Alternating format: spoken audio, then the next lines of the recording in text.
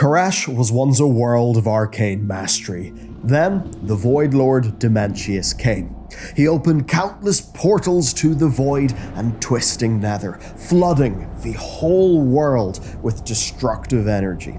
The defenders built great magical barriers that stopped the Void in its tracks, but the hellscape of energy from the twisting nether flooded their cities, destroying their bodies, turning them into beings of pure arcane. Today, we know them as Ethereals. Forced into exile, left traveling the cosmos until eventually finding us on Outland. Then, they became an essential part of our society, but we never really questioned it. They were just always there, always watching, providing some essential services like void storage, yet we know so little about them. Like how a faction called the Ethereal, once hunters of the Void Lord Dementius, may now actually serve the Void. Or the Band of Ethereals, who have totally infiltrated our society, watching our every move, your every move, even slipping little things into your adventure guide, yet we have no idea why. Let's get to grips then with our ethereal future and today's sponsor. Squarespace.com/Bellular Gaming, the place to rapidly establish yourself on the web. Build your site for free today at that link, and then with code Bellular Gaming, send it live for 10% off your first purchase. Squarespace are built to help everyone, musicians, designers, artists, restaurants, consultants, whatever. It's all there to help you succeed online. They've ran 2 of our websites, most recently the one for our game studio. Their easy-to-use site builder and award-winning templates make it super easy to do regardless of your skill level, offering everything that you could possibly need. I love that it's an all-in-one platform, so there's no faffing around with plugins or other fiddly things.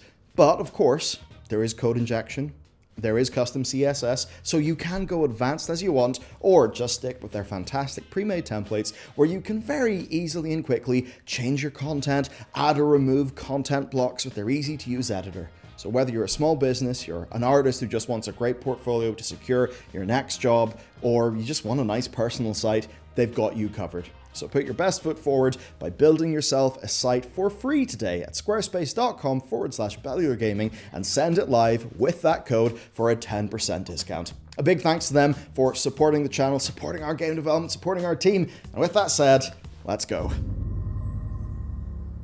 Steve straight up said it. Blizzard love Ethereals.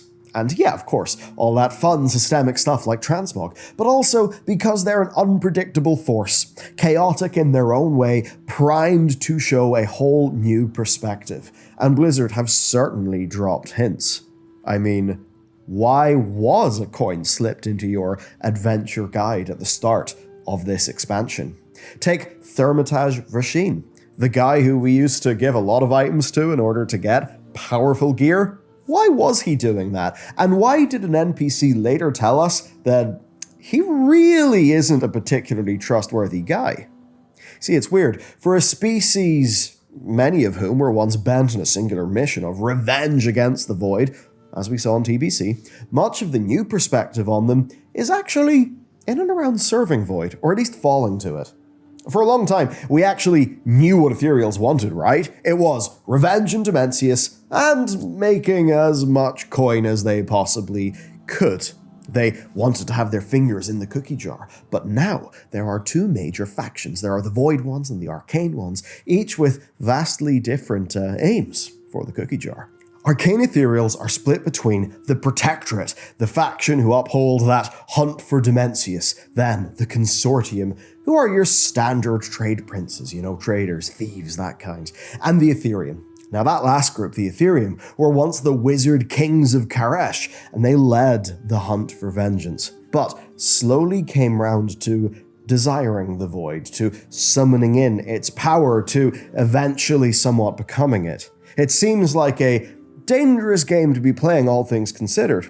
But when we last saw them in Legion, they were using the Surge Needles in Caldara to drain the nether of void energies and become unstoppable. But meanwhile, far across the cosmos in the world of Argus, the Ethereum Lord Saprish was raiding the seat of the Triumvirate. But he was also a member of the Shadow Guard. They are ethereals who have completely given themselves to the void, no longer hunting for Dementius, maybe even serving those like him. Yet he's apparently a lord of the Ethereum? Does that point to Void's rising influence in the once ruling class of Koresh? I think it does. But the Ethereum are already a clear-cut enemy, a group we've been fighting for years and years. Where this all-new ethereal perspective comes in is from a mysterious group. A group who have been following us around since Legion, and who somehow slipped something into your journal just a few months ago. The Void Elves kept their sanity in the Void through the guidance of an enigmatic Void Ethereal known as Locust Walker. He has since become fascinated with those elves, and although he plays his cards very close to his chest and we don't really know what he wants, he does seem to look out for them, and of course his mentee, Illyria. But another Ethereal began observing them shortly after they settled into Logris Rift, and her intentions are less clear. Shadreen the Watcher. If you were fashion-forward enough to attend the Trial of Style, you may even have noticed Shadreen. She arrives, she thanks the organizer, saying that her master would be pleased. So, she serves somebody, watches us for them, and we have no idea who they are, what they want for, or with all of this info, and I mean, why they want to see how we're dressed. But it's not just information gathering. They also straight up kill people. In patch 8.1.5, we unearthed another ethereal conspiracy going on right underneath our noses. The Brawlers Guild was all fun and games until, during a murder investigation, we discovered a void being hidden underneath the arena, feasting on the souls of those who fell. And all of this was intentionally orchestrated by Zan Silish, an ethereal impersonating the Brawlers Guild leader. And he was acting under strict orders from Shadreen, which we found on a page on his corpse. They wanted to observe how we, Azeroth's Movers of Fate, fight. And that term, Movers of Fate, is very specific when you think about the last few expansions. In Legion, Illidan straight up told us we make our own fate. And in Shadowlands, we were fated to be the Mawwalker, but that got a bit messy. But still, we know that fate was played with a lot in that expansion. Of course, the brokers are very keenly interested on us and what we were doing, and they are basically ethereals in every way except name and color scheme. How they fit in, we don't know, we never found out. Anyway, the point is, we make things happen when they shouldn't otherwise happen. Take as an example, Alicent. She was the penultimate boss of the Nighthold raid, and when she scried through all of the different timeways, she could not see a timeline in which she was defeated by us. And that is why she felt like victory was assured. How are we able to evade her sight? There are actually a few other examples of this happening, but I think Alicent is the most obvious one. People who can scry through time and see what will likely happen always seem to miss us. I mean, we faced down Sargeras' Legion, we faced the Jailer's infinite armies of Mossworn, all of that. We are the movers and shakers. And then we get to the Dragon Isles, and it seemed that those shadowy ethereals had lost interest, until one day, as we ventured to the Isles, a copper coin turned up in our adventure guide. The next week, a silver coin, then gold, until a shadow-scrawled coin fell out of our adventure journal with a message. Observing us had been illuminating, and this coin was our final gift for now. When you put the pieces together, given the name of this coin and the name of the scroll that dropped from Zan Silish, this is basically a message from Shadreen saying thank you. She has been trying to find out what motivates us, why we adventure. She's seen how we dress, observed how we fight, even observing the Void Elves too. So, what's going on here? What could this mysterious master want with our ability to move fate? I mean, that is something that the Void has very long recognized in us through the gift of N'Zoth and basically anything that N'Zoth has said to us. But what do these Ethereals see in it? Do they see it as a threat? Do they want to learn how to challenge us at our own game? Do they want to use us? Do they want us to help them someday? We don't know. The key then to this new perspective is how these conspiracies play out. Because when all this Void stuff lands, we're going to find out, and I think it's going to happen soon. I mean, just look at the Dragon Isles. It's all there underneath the surface. Something crazy like, I don't know, a Void Lord manifesting in Azeroth would be a pretty damn big game changer. It would be bigger and scarier than anything that we'll find in the Dragon Isles. I mean, we beat Dementius and Outland because that was during the Burning Crusade, a period of time where Blizzard didn't really know what they were doing with the lore. But we're clearly not talking about Dementius, the dungeon boss. That's not how it would be done now, and it's not how it should be done. So no, we are talking, when we say Void Lord, of a being so immense that it shows up and turns day into night. Something so powerful as to cause whatever happened to Telogris or the planet star augur Atreus warned us of. The Void Lords introduced in the Burning Crusade forever ago were kind of small, but the way that they were talked about in Chronicle, so much more major. And importantly, something has happened in an interview with Steve Denuser, and it's this. The Old Gods and the Void Lords do not necessarily see eye to eye.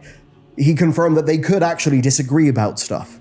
Now, it may seem obvious, right, for a force that is all about change and uncertainty, but a rift between Old Gods and their creators is something Blizzard wants to explore. And I kind of like the idea. If the Void Lord's goals are the same as they were all the way back in the Burning Crusade to basically just consume the cosmos, then that's probably where the rift will form.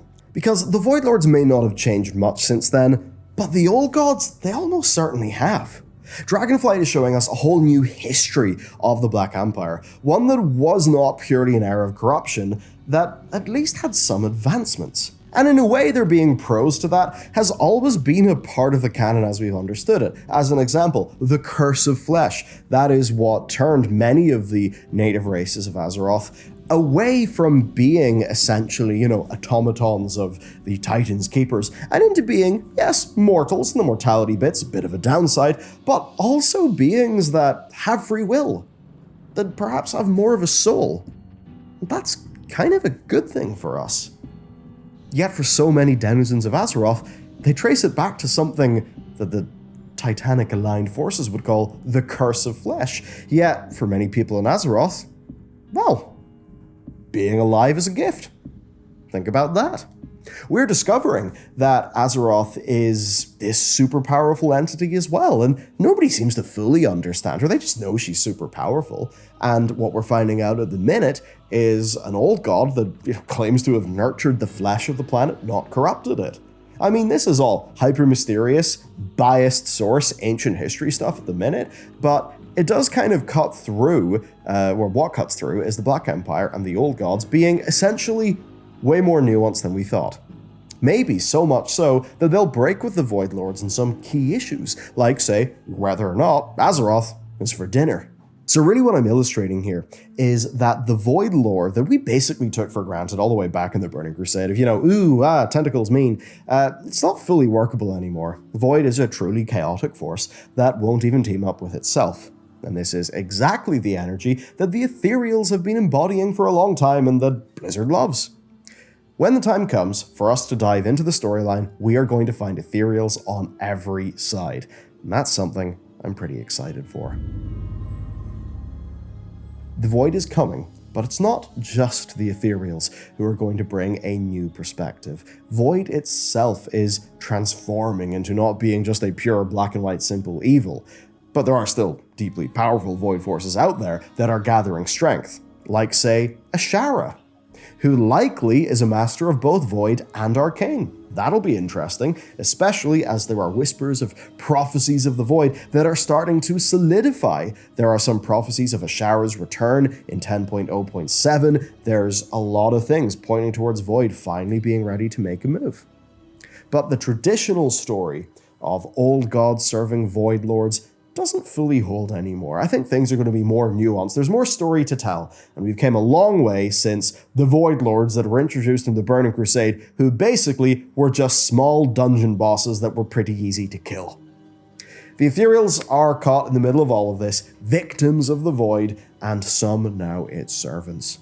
The Arcane are split between the hunt for Dementius and falling to the Void, and then there are the full-blown Void Ethereals who, outside of Locust Walker, are probably all just servants of the Void's will, which I suppose likely means the Void Lords. And with that, the big question then is, Shadreen and her master, do they have free will? Who are they working for?